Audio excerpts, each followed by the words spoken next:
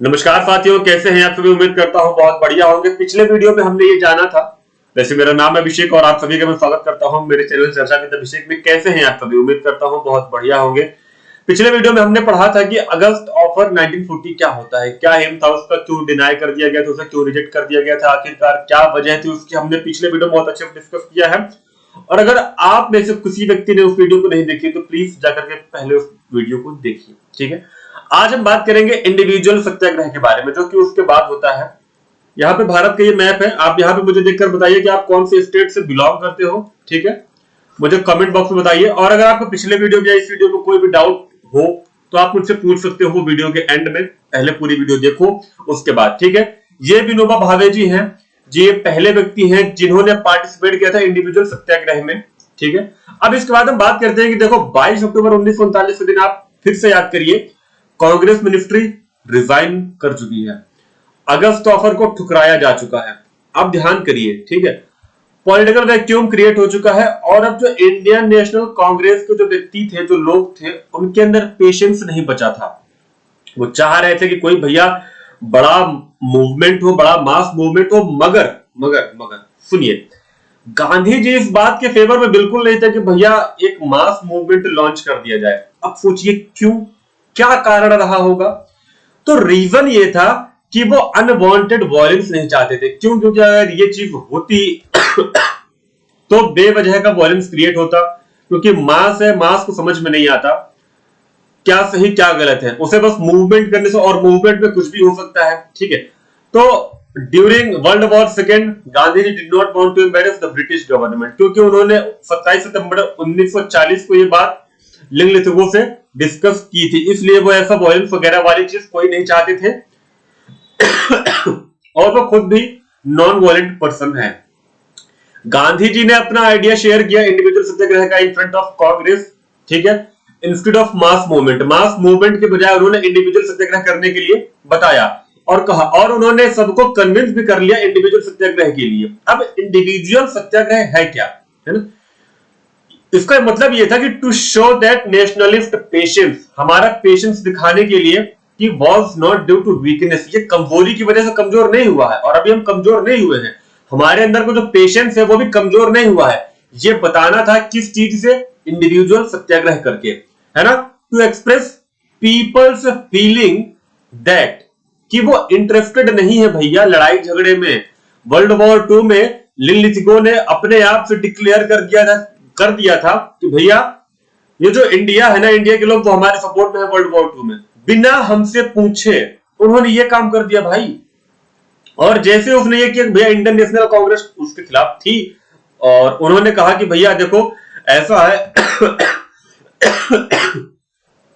हम इंडिविजुअल सत्याग्रह से वो ये बताना चाह रहे थे कि हम आपके सपोर्ट में नहीं है, हम वर्ल्ड वॉर 2 के सपोर्ट में नहीं है। देखिए उस टाइम पे लोग ऐसे बताया करते थे कि हाँ आप ये करिए वो करिए, है ना, लोग बताया करते थे। ये उस टाइम की तस्वीरें हैं, आप देख सकते हैं, यहाँ पे डिस्कशन चल रहा है, बहुत सारे लोग बैठे हुए हैं और बता रहे हैं कि हाँ ठीक है ऐसे ऐसी चीजें हो सकती है ना, ठीक है। तो तस्वीर देखने में थोड़ा सा मजा आता है ना। To give another opportunity to the government to accept Congress demand peacefully, उन्होंने इंडिविजुअल सत्याग्रह से एक दूसरा मौका देने का ये सोचा कि भैया चलो हमारी जो डिमांड वो पीसफुली मान ली जाएगी, ठीक है। To affirm the right to speech because Indians were not asked by the British regarding their involvement in world war 2, जैसा कि मैंने अभी आपको बताया कि ब्रिटिशर्स ने बिल्कुल नहीं पूछा कि भैया वर्ल्ड वॉर 2 में आपको आना है या नहीं आना है, डिक्लेयर कर दिया कि नहीं आना है बिना हमसे पूछे। ब्रिटिशर्स ने राइट टू स्पीच का अधिकार ले लिया इंडियन से, और 3 सितंबर 1939 को 3 सितंबर 1939 को डेट याद रखिएगा, लिंगलिथगो डिक्लेयर्ड करते हैं that India would be fighting along for the British world war 2 without asking Indians. 3 सितंबर वो दिन था, याद करिए। Another instance where the British took away the right to speech ले लिया गया of Indians was when the defence of India act impose कर दिया गया था suppress revolutionary activities. Defence of India act उन पर इंपोज किया गया, जो लोग बोल रहे थे, जो लोग लोगों को इकट्ठा कर रहे थे, उन्हें इंडिविजुअल सत्याग्रह के लिए मोटिवेट कर रहे थे, उन्हें सप्रेस करने के लिए defence of India act impose कर दिया गया। उसके बाद क्या होता है कि ब्रिटिश गवर्नमेंट बहुत सारे ऑर्डिनेंस पास करती है इनको रोकने के लिए कि भैया freedom of speech, freedom of press and right to organise जैसी चीजें रुके, बट ऐसा कुछ भी नहीं हो पा रहा था। कंट्रोल में वो लोग नहीं आ रहे थे जो भी रिवोल्यूशनरीज थे, है ना। Using individual satyagraha, Gandhi ji wanted to send a message to the world. Gandhi ji message दुनिया में ये देना चाह रहे थे कि that the British government did not declaration on behalf of the Indian people without consulting them. वो ये दुनिया को बताना चाह रहे थे इंडिविजुअल सत्याग्रह से कि भैया ये जो व्यक्ति हैं ब्रिटिशर्स, उन्होंने हमसे बिना पूछे वर्ल्ड वॉर 2 में हमारी सहमति ले ली। उनका ये कहना है कि नहीं, हम उनके साथ है बिना हमसे कंसल्ट किए। वो ये बात दुनिया तक पहुंचाना चाह रहे थे using individual satyagraha. Gandhi ji also wanted to send a message that Indians did not support Britain in world war 2। और वो ये भी बताना चाह रहे थे कि जो भारतीय लोग हैं, जो इंडियन से, वो सपोर्ट नहीं करेंगे वर्ल्ड वॉर 2 में। ठीक है, इतनी चीजें आपको समझ में। अब आप ये तस्वीर देखिए कि कैसे गांधी जी लोगों तक ये मैसेज पहुंचा रहे हैं, ये बता रहे हैं, है ना, ऑर्गेनाइज कर रहे हैं। अब इंडिविजुअल सत्याग्रह 2 फेज में होता है। अब आप इस बात को समझिएगा।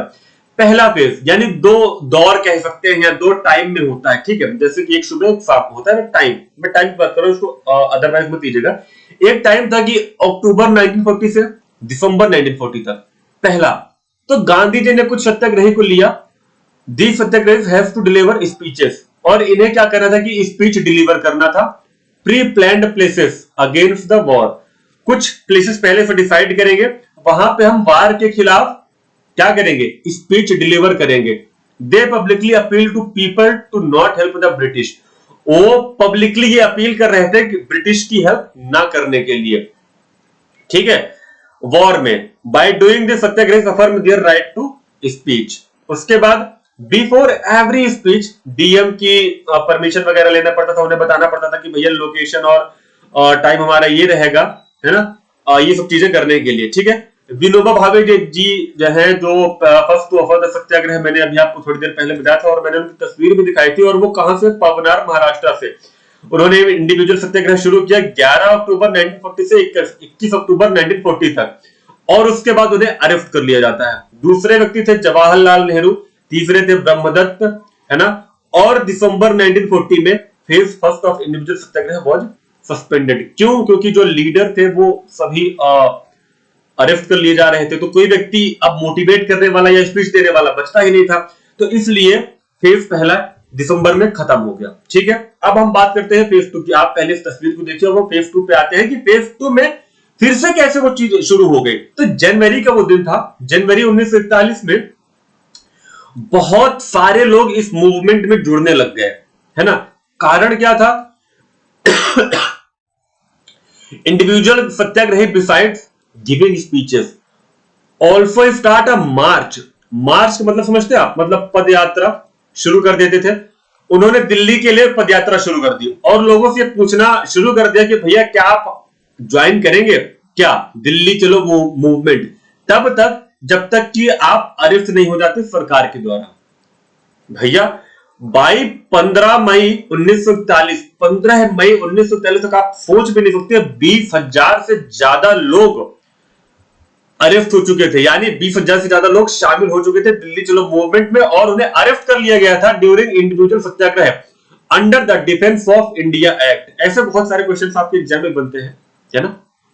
और उसके बाद क्या होता है कि मूवमेंट फिर से स्लो डाउन हो जाता है। क्यों? क्योंकि लगभग आदमियों को, अब सोचिए 20,000 से ज्यादा लोगों को अरेस्ट कर लिया गया।